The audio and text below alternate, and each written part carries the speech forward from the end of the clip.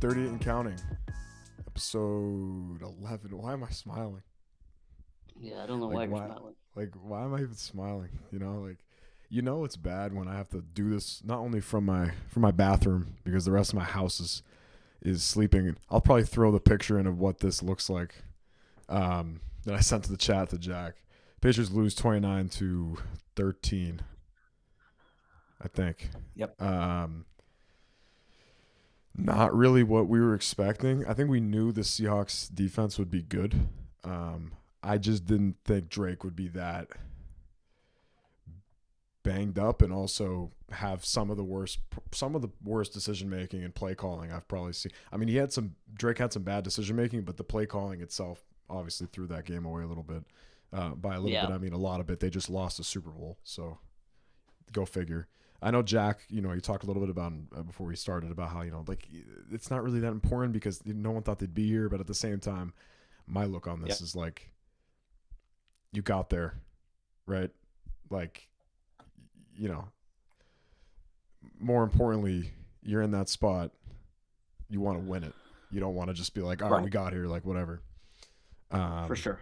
It's late. It's like 11 o'clock. I still thought it was important we get this out. This will probably be out tomorrow. We're just pumping out fucking podcasts this week. I'll start with Declan. Actually, give you the floor. Okay. Kind of your takeaways from it, and then we'll go to Jack, and we'll come back to me, and then we'll just see how this thing goes. That's kind of how we'll do it.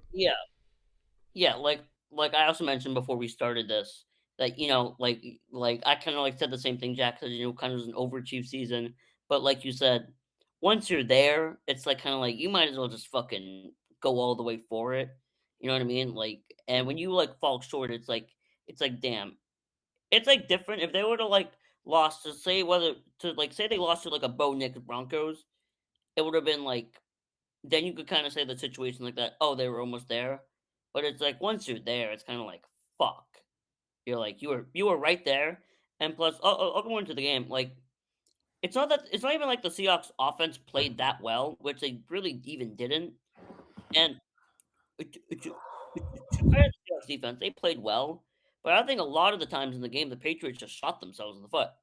I think, like you said, bad some bad play calls by McDaniels. McDaniels really has to look at himself and do like a reality check, just because he was calling some absolute bullshit. He was literally calling some like just do some like runs up the middle and just do a check down. That's not going to win you the Super Bowl. And I think Jared Wilson had a tough game. Will Campbell had a bad game. Morgan Moses had a terrible game. Onwenu, he was all right. Bradbury, not really that great. I think a lot of the times that I think the Seahawks team is just good, but I think the Patriots offense just played bad. Even though I do get they're a good defense, I think the commentary team was doing a lot too much glazing of the other team, calling them the dark side and trying to compare them. Well, listen, not to cut you off, but it's deserving. I know. Chris Collinsworth, like we just threw away an incredible crew of Mike and Chris. That is like the best crew in the league next to Joe Buck and Aikman, right? In my opinion. But carry on. No, like I didn't like them to Legion Boom because I just don't think they like hold up to them. If that was the only thing I was pissed about. Oh, my screen just went off. Yeah. I'm like trying to leave my screen on and it's not gonna stay on. Nice. So I'm like trying to leave it on and it's like so I can get some lighting. Nah, no lighting for you, Declan, you're chopped. But okay. Yeah, just like Jack. The like it's so just like not. It's just like not even like it's just like. Shut up! I'm like I was laughing. All right, let's let him go. Let's let him go. So yeah, like Morgan Moses, he was trying to get them back into the game, and I don't think his speech helped them at all. I don't know what they said at half. I don't think they said anything at halftime. By the way, I just think they were probably just watching Bad Bunny. I think obviously the defense played well. Bright spots like Jordan Hawkins, Craig Woodson. They played a hell of a game. Like Gonzo played a hell of a game. Carlton Davis played a pretty solid game. Carlton Davis played a pretty solid game. Marcus Jones had some solid tackles. Emil Williams got a sack, but not his brightest performance. I'll leave it at that. Like, the Seahawks did outplay us, but I think we kind of outplayed ourselves a lot more than the Seahawks did great. Because they just really because Kenneth Walker was only really driving force. So yeah. Before we move to Jack, this whole beginning of this, I think, is more of like a what's your brain saying right now? What's your key takeaway from this? Then we'll move on to what changes have to be made. What, those type of things. So I want to go to Jack first. This is probably the first game, Jack, that we were 100% in the same brain frequency the entire game. And we disagree on a lot of football. But when it comes to like the fundamentals of football, we're like we're basically on the same page. Seeing your text, and I kept my phone on do not disturb because I'm like, I don't want to do this today. I was like, Jack is like, anytime you said something, I'm like, that's literally what I'm thinking. And we were like on the same level today. Just like your thoughts before I get into mine. Just your, preliminary takeaways from this game. Obviously, it was like Declan said, it was almost like playing with house money.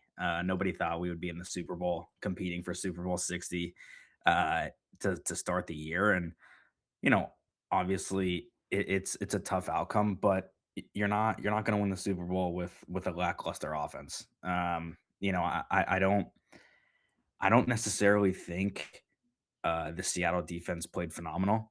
They made a few plays, and quite frankly, they made plays when they needed to. But our offense was just worse than bad. I mean, Drake May looked like he was like a first year, just like lost out there, lost like thrown. He was thrown the wolves. It almost looked like it. It was bad. And it's kind of concerning to me, to be honest. That injury, like if it's a bad injury, like if I don't know if hopefully he doesn't need surgery, but it didn't look comfortable. He looked lost. He was underthrowing balls. He was missing. I mean that in the fourth quarter, like 10 minutes left, throw to Austin Hooper that sailed him. I mean, that's a what 40-yard gain if he catches that ball. I mean, he couldn't have been more open. So he was missing targets. Yeah. We got crazy echo going on. Yeah, Chuck's scared. Whoa! Said a heart attack. Oh my gosh! Chuck just went on my screen. Yeah, Chuck like froze for a minute too. Yeah. We good now? Are we back to life? We good? Everything good? Can you guys hear me? Yeah, we're good. Okay. Continue. Your camera's delayed. So yeah, it's unfortunate. Bad play calling as well, and just not something you want to see. You want to see your team score points, and it was an unfortunate outcome. But look, I kind of texted our group chat, quickly to wrap up. I texted our group chat like, look, we've been here, we've enjoyed it 6 times, and that's more than any other franchise, right? So we know how it feels. Obviously, we would have loved to have a 7th one, but it happens. You gotta lose. You gotta lose first in order to win. But yeah, no, just a frustrating offensive scheme. McDaniels didn't call a great game at all, and Drake just he was a lost cause out there. I sat there with myself for a long time saying like, it's Josh. I mean, he's been to 12 of these. There's no way he's gonna like not adjust. And then it took until like being down 2 possessions for him to say, "Oh, let's spread everyone out," and that helped a lot with the pass rush and everything. And Drake was able to get better. There was that point in time where the Patriots were down 19-7, and they were putting a drive together with about 9 minutes to go. And I'm like, oh, Drake can really put this in the end zone. Force the ball up in the pocket to Steph Diggs, and it was just a duck. It just landed right in the hands of a corner. And I'm just thinking to myself, like, 9 times out of 10, Drake rolls out, sets his feet, hits Stephon maybe for a touchdown. It just felt like Drake forgot that he could use his legs, like all game. I look back specifically at when Wilson was bull rushed inside, and whoever that D tackle was sacked Drake with one arm. Like Drake just stood there. He just stood there, And I'm thinking to myself, this guy, does he know he can roll out and play make? Like, that's like 90% of his shtick, right? But one thing I do want to highlight, and my little takeaway here, Will Campbell, that was the worst postseason performance for a tackle I've ever seen in my life. I mean, that's laughable. I mean, that was terrible. That was so bad. I mean, like, people were like, oh, he was so bad against the Chargers. He had like a 16 pass pro grade. And I'm like, I don't care. They won. I don't even care if the Super Bowl was like a 42. That 42 felt like a 0. That was so bad. That was so bad. I mean, I'm sitting there. My brother, you know, he washed up until the second quarter. He knew it was over, and he was like, I'm going. He left. And he's like, they need to move Will to guard or it's over. I mean, he looks like a pumpkin at left tackle. I mean, that's just, you can't have that in the Super Bowl. You know, I mean, that's just, I don't, there's, again, I truly, like, the only side of this team that I feel for is the defense. The Seahawks won kicking field goals. You know, I mean, that's the team. That's the part of the team I feel for. And, you know, a couple people I kind of don't want on this team next year. And we'll just move on to kind of what next year looks like. And, you know, I think that can tie into our thoughts here. I need Bryce Behringer to get the fuck out of New England. I need him to pack his bags and leave. I don't care what Declan has to say. He's the one that was that. doing anything this time. What are you talking about? He's the one that did anything. He's the one that fucking did something. No one did fucking. He was doing all the work. Punts in the Super Bowl. He was the one doing any work in there. He actually didn't do even a bad job. Here comes the Bryce Behringer defense. He actually did a good job though. 30-yard. Unless watching the ball with their eyes. Unless watching the game with their eyes closed. 30. Dude, I need to know who the. I need to know where Seattle found their punter because he's nasty. That guy's gross. He's like Ronaldo. He's gross. He's Ronaldo. He's gross. Okay, like Arusici, and he's tatted up too. He didn't even return the ball this game. They did a good job. You know what I was saying? They did a good job. You know what I was saying during the game? Every time that guy punted the ball, I was like, I've never seen a punter with steez before. I mean, this guy had steez. He had tats. He got some lucky. Dude, he was like Max Crosby as a punter. He got lucky ass bounces. I don't care. Lucky they were getting to the one. Luck, hella luck. How was that like 70 yards in the air? Okay. Hella luck. Bryce Behringer supporter, settle down. Hella luck. So, I need him gone. Also, bye-bye to Stephon Diggs. I'm done with this. I'm good. Thanks for 1,000. I'm good. Wow. I'm good. Thanks for 1,000. I'm good. What else would they get? They're not going to get anybody. There's no one on the market. Figure it out. I'm good with Diggs. Who's in the market? I'm okay no one's with on the him. market. Figure it out. Like Why? So like during the game, right? So like I'm a big character guy, and like it was tough to see what happened with him, obviously, and we'll see what ends up happening here in February with that case.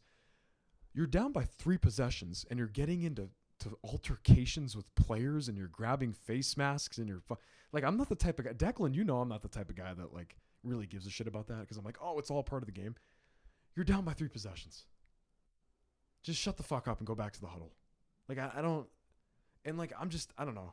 They probably won't get rid of him, but like in the heat of the moment right now, I'm just like, get the fuck off my team, right? Third thing, Will Campbell.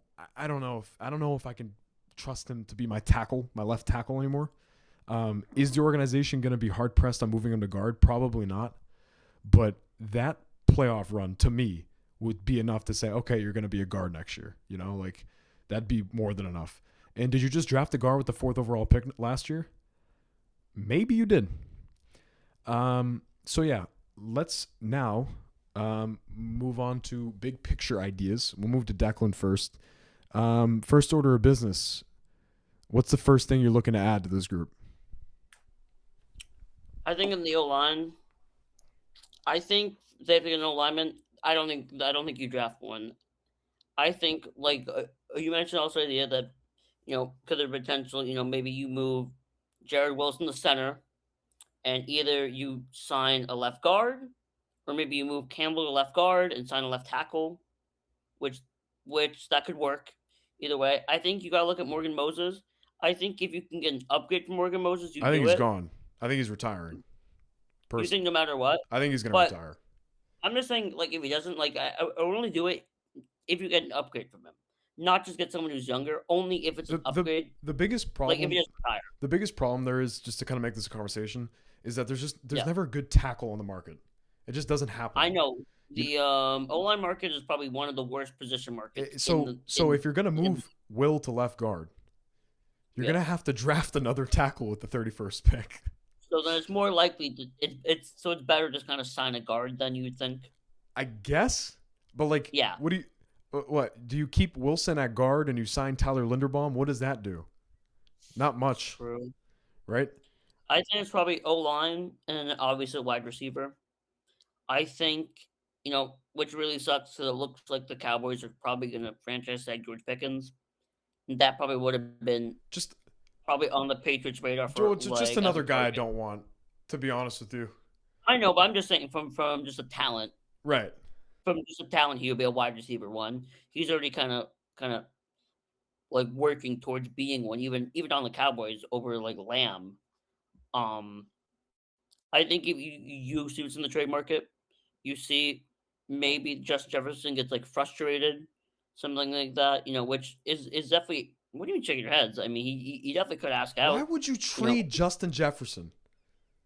I'm saying if he asked out. Even if he I'm saying does if ask out, there's no way the Minnesota Vikings are going to trade Justin Jefferson. they would do it if he demanded the I trade. Hell yeah, he would continue. do it. We're just cutting you. We're just like, fuck you, dickhead. Nothing you say is right. Basically, is what we're doing right now. Yeah, I know, but I mean, he would definitely be frustrated. They literally cut a guy. They literally cut a guy who just won the Super Bowl. We should replace him with fucking JJ McCarthy 9. JJ McCarthy is terrible. He might be probably one of a bottom 5 quarterback in the league. He's like unbearable. Like it's just unbelievable that the Vikings. So I'm saying he could be frustrated. You could see what other like wide receivers you could trade for. I don't really know who would really be on the market as of now, but I definitely think they have enough like trade like they have enough like things to trade to go for like a big swing trade for a top true number one wide receiver. Because Diggs, like you said, is good, but he's not a true number one. At max, is really a wide receiver too, which that's where he would more like thrive as. Um, I don't think it's that crazy for you to cut him. I just think the only reason you don't bring him back is if you actually bring someone in. But if you don't bring someone as good, there's no reason to drop him. You know what I mean? So that's basically where my thoughts are. Yeah, I as much as like I kind of don't want it to happen, and I was on the boat of wanting it to happen. I just think it's so much in the cards for this team to send a second round pick to Philadelphia and get AJ Brown. As much as I don't Yep. like, I kind of don't like it. It just makes too much sense. It's Mike Vrabel. It's AJ Yeah, Brown. The asking price by Diana Rossini, who is like the football reporter, is a second round pick. Like, if that's all it's gonna be, maybe is that like a Randy Moss situation? You can rejuvenate this guy's career a little bit. I don't know. Um, but my kind question, of like I think that. the question I'm going to propose to Jack before he gets into his offseason additions and draft and whatever. Obviously the name floating everywhere is Max Crosby. He's 28 years old. I don't think the trade would be as big as a Micah Parsons trade. It might be like 2 first round picks. Do you pull a trigger on that? To bring that type of talent to your edge rushing group for the next 5 seasons or 4 seasons, whatever it is? Yeah, it's a good question. I mean, he's one of the most preliminary, uh, you know, defensive players in the National Football League. With that being said, I don't think you do, to be honest. I think your defense is fine. I really do. I think you have Milton Williams and maybe granted with what happens with Barmore, um, who knows? You might need another rusher, but I mean, I think as of right now, you kind of just hold off and see what this Barmore situation ends up being.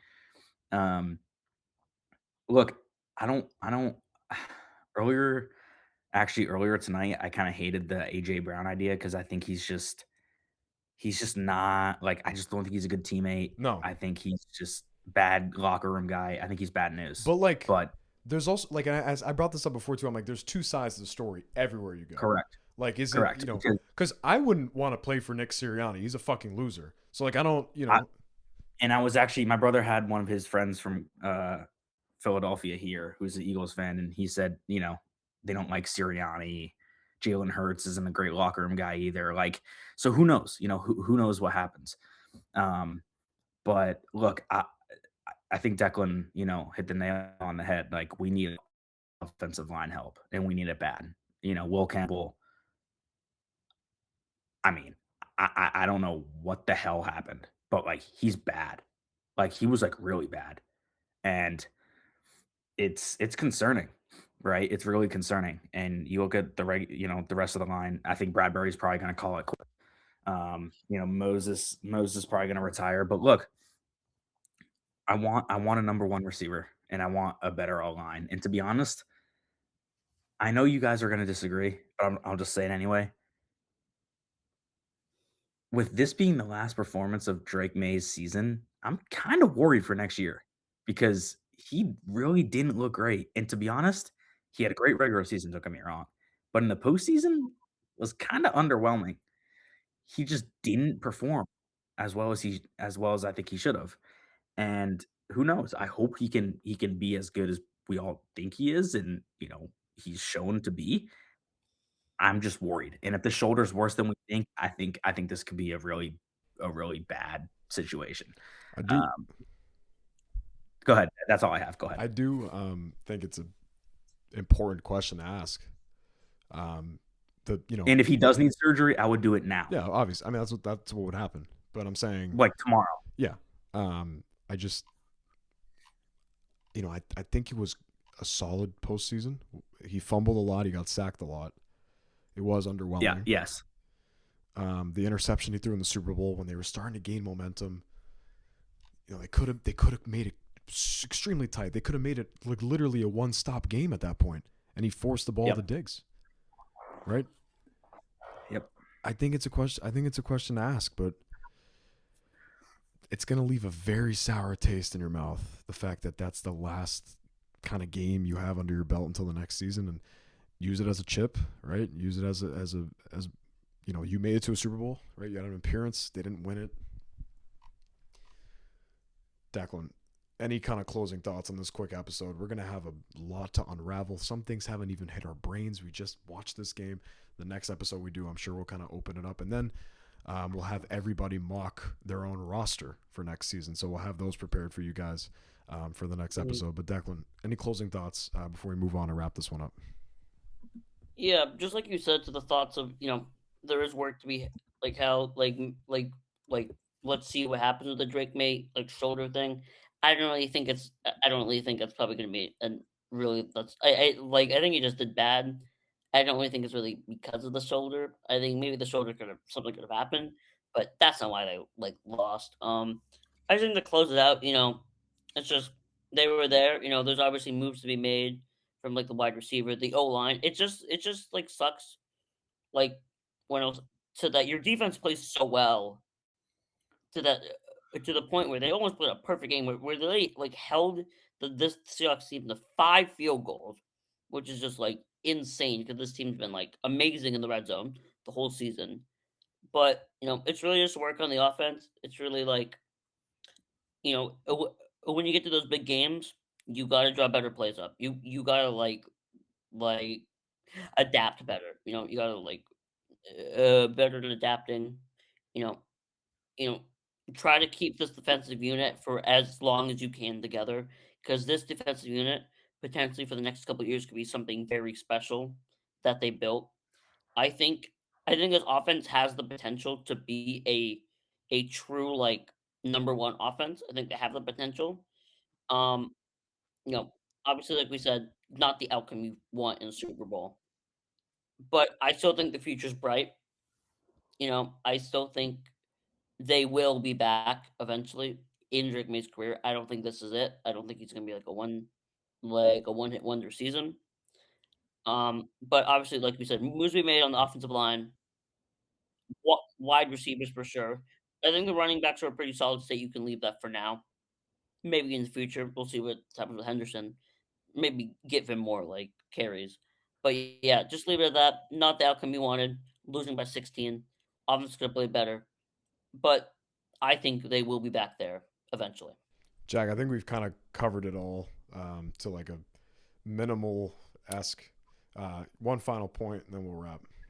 The one thing just one quick thing is, first of all, I completely understand where you are with the Diggs situation. He never should have been in that situation, down 3 scores, but that was probably the most blatant. I mean, the ref got punched in the face, and he's like, "Oh wait, what happened?" I'm like, True. "Dude, they showed the replay. You got like Mayweather right-handed Get in the the face. fuck. What do you mean you don't know what happened?" Get out. Like, Go. I just so Yeah. I do want to say that he should be fine because he threw a punch and you can't throw a punch. Yeah. Second thing is Christian Gonzalez, probably the best corner in the league. I mean, the plays he made, he should have had that pick. Great defensive play, should have had that And pick. Jason. But that And tip on that deep ball, I I mean, mean, he was like, he literally flew through the air. It was insane. I was at a point where I'm like, if they win this game, it's because of him. 100%. I mean, He's nasty. That's what you want out of your corner. When I saw him with that towel on his head after the game, I'm like, God, Jesus, like, bro, agony. I know. We'll have more on this game this upcoming week. This has been a Monday post. That's kind of it. Patriots lose in the Super Bowl. We felt a lot of pain on this podcast. We watched the Red Sox get dicked in a wild card. They've done nothing. Patriots lose in the Super Bowl. The Celtics lost today. And the Bruins are the Bruins. Bruins are the Bruins, and the Revs are the Revs. The Bruins are the Bruins, but the NHL decided to take a one more point for the podcast break so these guys can play in the Olympics. I'll say this: other than the Celtics, since 2018, the Revs are the team most recently, other than the Celtics, to win a championship.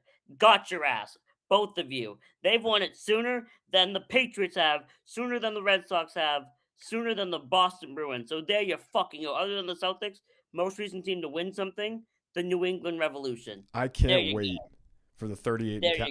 I can't wait for the 38 and counting New England Revolution collab video. It's gonna be probably the greatest video ever made. I'll have Adam Kearney on the pod. How about that? I'll have Adam Kearney on the pod. Bryce Behringer, get out of Massachusetts before you can. I will find you. Bryce didn't do anything wrong this game. I think Bryce had a good game. Don't care. And I'm not siding. You know what's good? You know what's actually good about our name before we wrap? 38 and counting. That's like the 38 is like the max Bryce Behringer can kick a punt. It's like 38 yards. 38 yards. Did Rashidi have a good return this game? No. Jackal to my right, Declan Hickey to my left. If you're listening to us, thanks for tuning in. Thanks for hearing this sound of my extremely tired voice, and Jack and Declan. Patriots lose. Thanks for listening to this bonus pod. We'll see you next time.